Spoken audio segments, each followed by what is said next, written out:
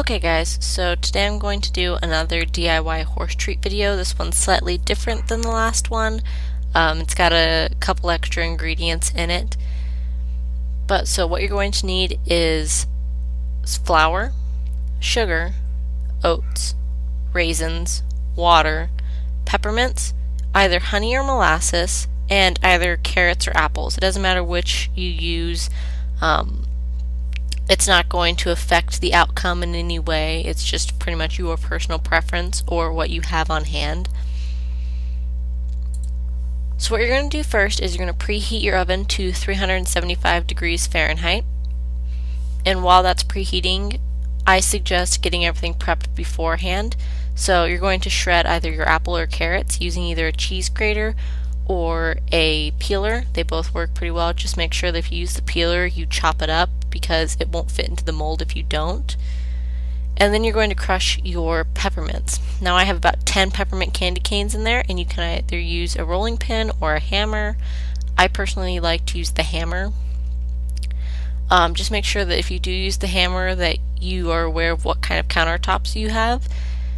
Granite, slab, and quartz are okay to do this on, but if you have any other kind of countertop, it might break it or crack it, so you don't want to hammer on those, but you can take them outside or into a garage where there's concrete and do this, and it works just as well. Also make sure that when you put the candy canes into a Ziploc bag, that it's a Ziploc bag that has the thicker plastic.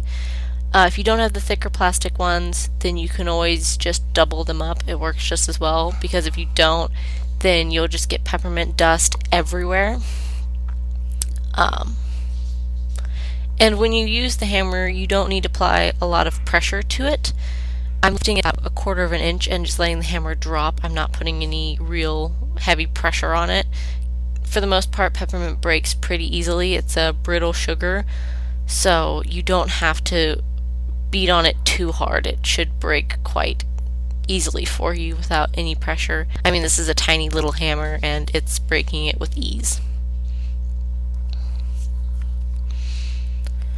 Okay, so the first thing you're going to do is you're going to take 3 cups of oats. Now I have a 2-cup measuring cup, so I need to add another cup into there. And you're going to add it into a microwavable bowl, and I'll explain that in a minute. Next, you're going to take 2 cups of water and add that into the oats.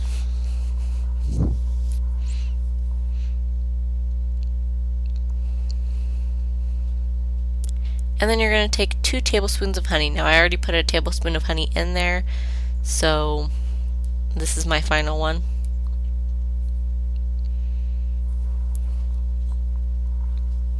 And then you're just going to mix it together, and it should look sort of like a runny oatmeal. And once you have that all combined, you're going to add it. You're going to put it into the microwave, excuse me. This is why you need a microwave safe bowl, because if you put a bowl that's not microwavable into the microwave, it could crack or break, and that's not a desired outcome. So once that's out of the microwave, you're going to add in your carrot or your apple. Now mind you, I'm using one hand, so these are a little bit of difficult tasks to do. So then you're going to take a leveled off tablespoon. You're going to take 3 of those and add that in there. I had already put in a tablespoon, and again, I'm using one hand, so I can't really level it off. And then you're going to take 2 tablespoons of sugar and add that into the mixture. Now, because I couldn't really get a full tablespoon when I was doing this, I took another tiny little spoonful and just added it in at the end, just to compensate for what I didn't get. So then you're going to add in your peppermint, and the bag was not being very cooperative with me, so I had to adjust there a little bit.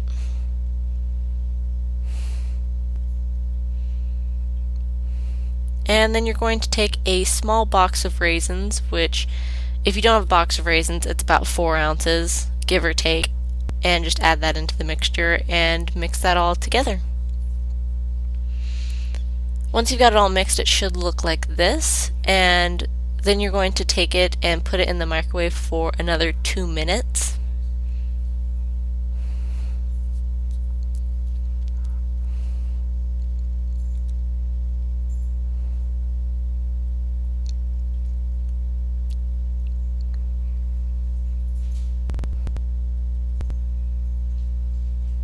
And now while that's in the microwave, I'm going to oil my muffin tins. Because I didn't have any Pam, I just took a little bit of oil and put it on a napkin.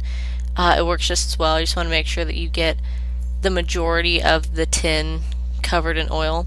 And you're going to mold these little pieces of dough into balls. You can either use 2 spoons together or you can just roll them in your hands, whichever is best for you. And I'm using a tiny muffin tin. If you have regular muffin tins, that's fine too, works just as well. I just thought that these would work better for horse-sized bites.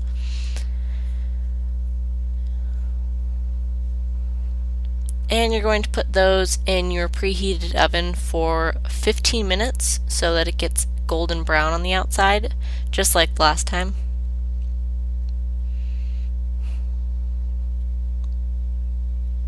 And once you're done, you're just going to take a fork and pry them away from the edges a little bit.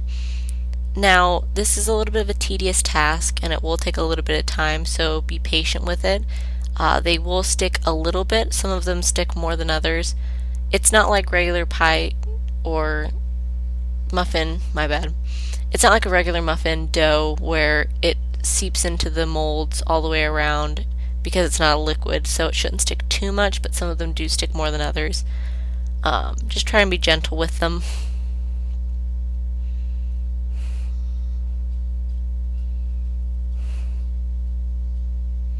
Like that one stuck a lot. It just depends on how much you press down on them, and then they should look like this when you're done, and just let them cool on a cooling tin so that they can cool down a little bit. Just like last time, you don't want to give your horses too many of these treats. It's not good for their digestive system.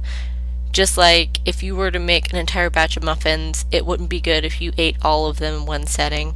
So if you are making them for just your horse, ration them out a little bit so that it doesn't shock the horse's system too much.